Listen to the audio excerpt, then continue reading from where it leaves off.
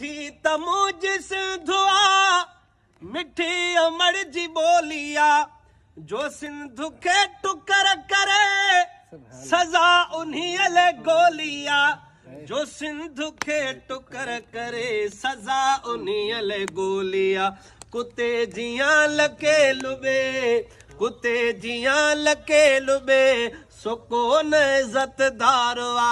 सो पक्कर तुखारवा गदारवा गदारवा सो पक्कर तुखारवा गदारवा गदारवा मिठी तमुज सिंधुआ मिठी अमर जी बोलिया जो सिंधु के टुकर करे सजा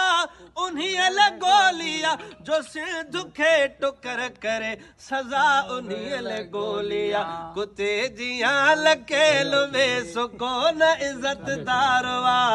सो पक्कर तुखारवा गदारवा गदारवा।